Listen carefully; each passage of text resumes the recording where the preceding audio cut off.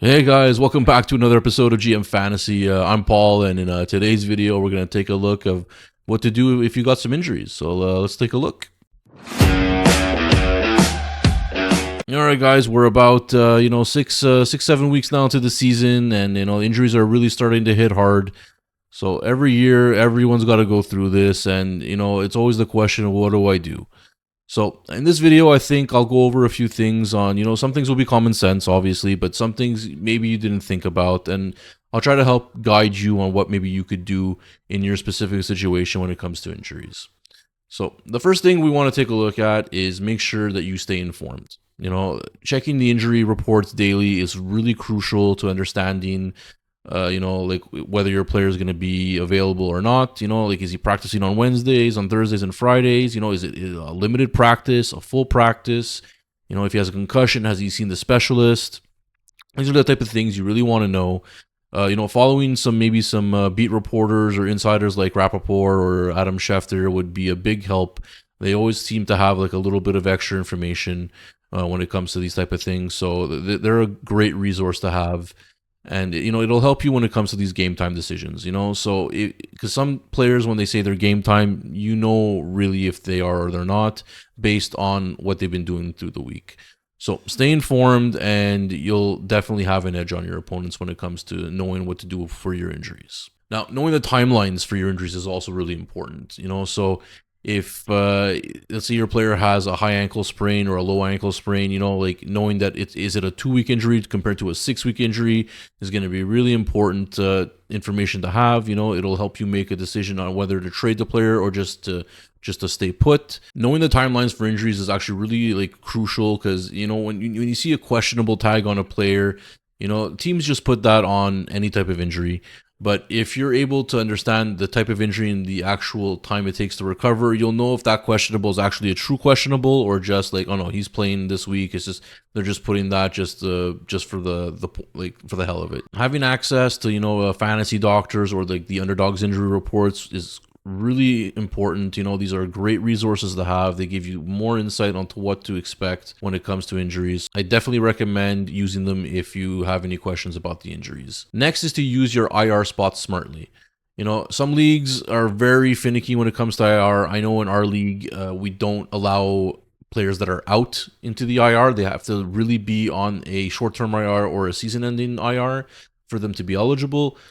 Some leagues are a little more lenient, and they'll let players that are just have the out designation on there. Knowing that is crucial, so don't just drop a player because he's out. If you have an IR spot, put him in the IR for this week and pick up a different player.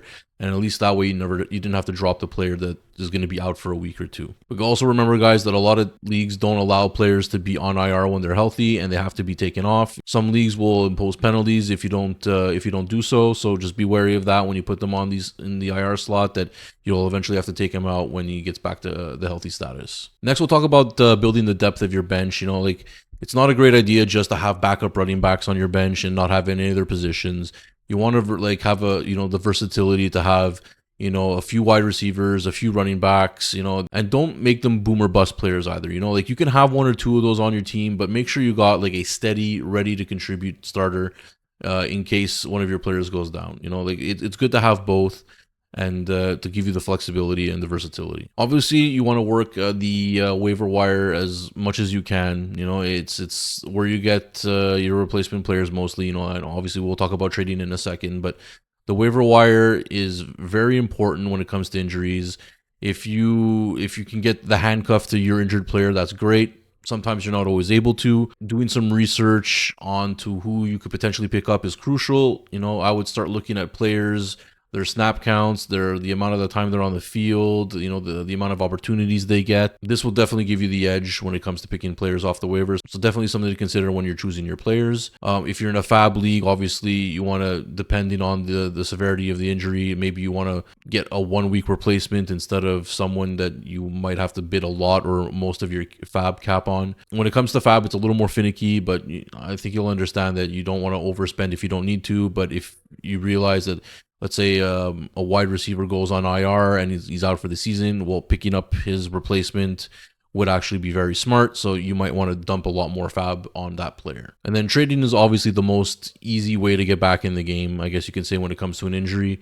So, but you want to be smart about it. You don't want to just trade to trade. Like obviously, if you are super strong at wide receiver and you're injured at running back, then you trade one of those wide receivers for a running back. But you don't want to put yourself in a hole either. Like if you're just gonna trade one of your wide receivers to get a running back, but now you're weak at a wide receiver, was it really worth it? It's going to be different for everyone's situation, but try not to be stupid when you're making these trades and not hurt yourself even further. And then on the flip side, maybe you don't have any injuries at all, but maybe you want to look at owners that are having injury problems, and maybe you'll be able to get said studs for a discount or a cheaper price. Someone like the CD Lamb owner, you could have offered him AJ Brown, and if he was desperate for a starting wide receiver, he might have made that trade, and now you're able to just hold CD in your IR slot or on your bench and not worry, and then when he comes back, you're even stronger than before. Definitely something to consider if you don't have any injuries, is to look for players that are injured and see if you can get them on the cheap. And the next is to plan for your bye weeks. It's hard to say, because of the futures, it's really hard to predict, but if you can maybe look 2-3 weeks in advance, see like, okay, I've got this amount of bye weeks coming up, and I got all these injured players, I'm not going to have enough players to start. Well, now you're going to have to start doing some drastic moves. You're going to have to either trade, even if you have to, let's say, lose your trade to get a starting player, you're going to have to do so. Or you're going to have to find like, a diamond in the rough in the waivers. Pay attention to the bye weeks coming up. It's obviously going to help you make a more informed decision when it comes to trading. And then lastly, just don't panic. Don't drop a star player because he's going to be out 2-3 weeks, and then let some other team pick him off waivers and have a stud just waiting, to make their team even more godly. And then at the same time, don't cling on to players that are on season-ending IR. The amount of times I've seen players on IR and they just sit on someone's bench for weeks is mind-boggling. Like, I don't understand. Unless you're in a dynasty or in a redraft or a contract league, then obviously they hold long-term value. So maybe at that point you don't want to drop them. But if you're in a redraft situation, don't hold these players. What's the point? Another reason not to panic would be for like the playoffs. You want to make sure that you have the best squad possible when it comes to the playoffs, like for weeks 14, 15, and 16.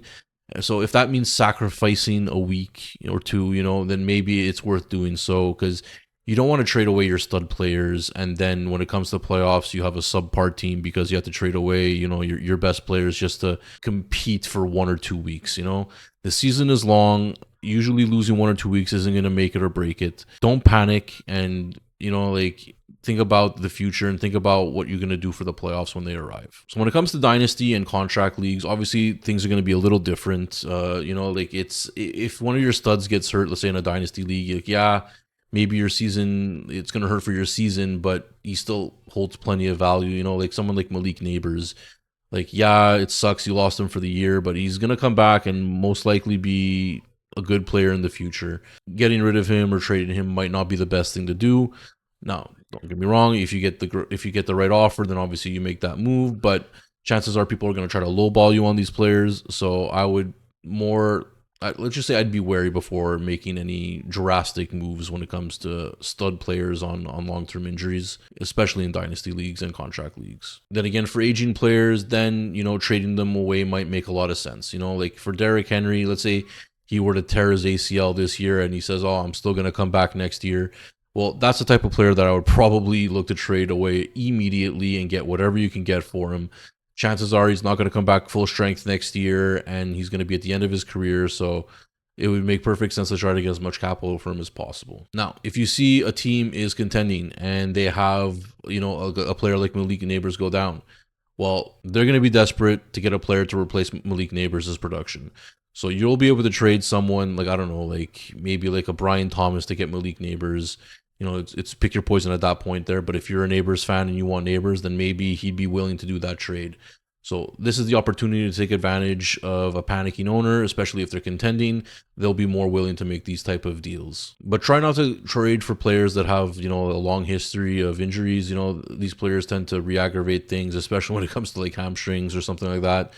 Knee injuries are always scary to come back from. So if you can, avoid trading for those players. It just makes a lot of more sense to go for players that have been healthy their whole careers. Now, in dynasty leagues, usually they have a lot more IR slots. So if a major player gets an injury, you can just put him on the IR, and then you can pick someone up off waivers. So just make sure you use that instead of just dropping a player. There's times where I've seen someone drop a player. I'm like, why did you drop him? He'll be back next year. You just put him on your IR. So something you can do also is to diversify your roster. So let's say you do get an injury at a certain position, you'll have plenty of backups, in position ready to go. It's definitely something to keep in mind and to maybe like try to work towards. So when major injuries happen to your team, what you're gonna have to do is you have to assess your situation. Are you contending or are you rebuilding? If you're contending, then at that point, you might want to consider moving some of your injured players for comparable starters in return or some capital. And if you're rebuilding, then you're going to want to either flip your injured players or even some veterans, to try to get some capital for the future. It really depends on which situation you're in, but if you're in a rebuild window, like selling off your assets will really help you rebuild faster. Now, when it comes to contract leagues, you're going to have even more caveats when it comes to making decisions. Now you got salary cap involved. A lot of contract leagues have different rules, mostly unique in their own ways, but for the most of them, they're going to have a dead cap hit. I know in my league, it's a 50% hit. So cutting injured players in my league is not really a thing. What you can do is you can use your IR slots. A lot of the time when you put a player on the IR, their contracts, you'll get the money back for their contracts to use for the season. It works like that in my league. You get full relief. But if the player's, let's say, on a short-term IR, when he comes back, you have to put him back in your active roster.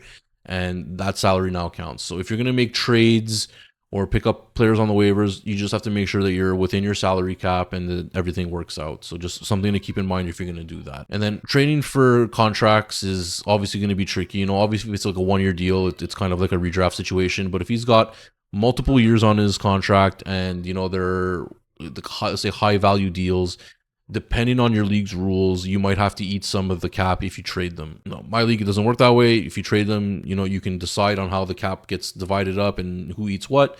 But there are leagues out there that if you trade this player, well, you have to automatically eat, let's say, 10% of that guy's salary. So it's something to consider if you have that. Just be very aware of your league's rules and bylaws. Now, if you have a player that's, on a 1-year contract or maybe a 2-year contract and they're maybe a little bit older and they get injured, maybe those are the type of players you want to see if you can trade away and get anything you can. I would take slight discounts on those type of players just so you can get something. Now, some leagues have a rollover when it comes to cap. My league particularly doesn't, but I know that there's some leagues out there that do. So it's something to keep in mind when you're making trades and or cutting players. So just understand that how the cap situation in your league works. And then one more thing you can do is pay attention to the real contracts in the NFL. Players that are near the end of their year and are especially coming off an injury, those players are going to be in very, tricky situations to either trade.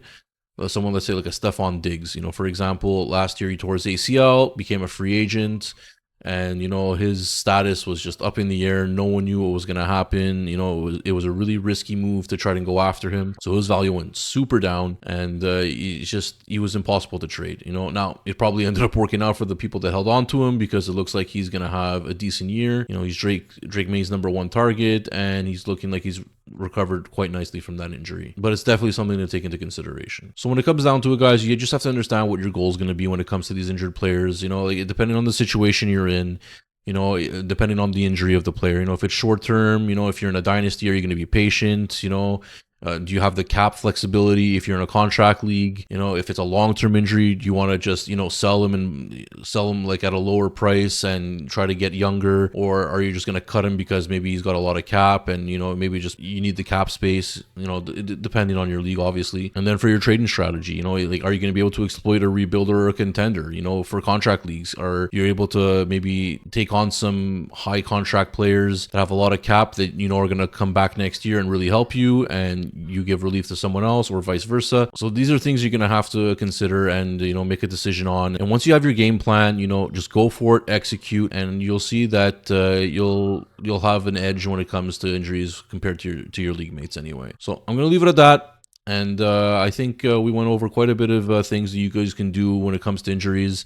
If you guys have any ideas of maybe I didn't go over, like put it in the comment section. I'd love to hear what kind of strategies you guys have, or if you think that one of my ideas was, you know, not valid in your specific situation, you know, put it in the comment section so so other people can see, oh yeah, okay, maybe it won't work for this type of situation. You know, it's, you know, the more information out there, the better, you know. So, and don't forget guys, we have a contest still on the channel. So if you ever want to try a contract league for free, here's your chance. You know, I got a free $50 entry into the next subscriber league on League Tycoon. Super simple to enter. All you got to do is like the video, subscribe to the channel, put the word subscribe in the comment section, and send me a screenshot over either to my X account or my email address, and I'll get back to you letting you know that you've been entered into the contest. And we'll have a draw on August 1st, and one lucky subscriber will get into the next league. And if we get to 1,000 subscribers, guys, I'll sponsor an entire league. So we'll have 9 winners, including myself, to make a 10-man league. So I'm looking forward to hearing from you guys, and I will see you guys in the next one. Cheers.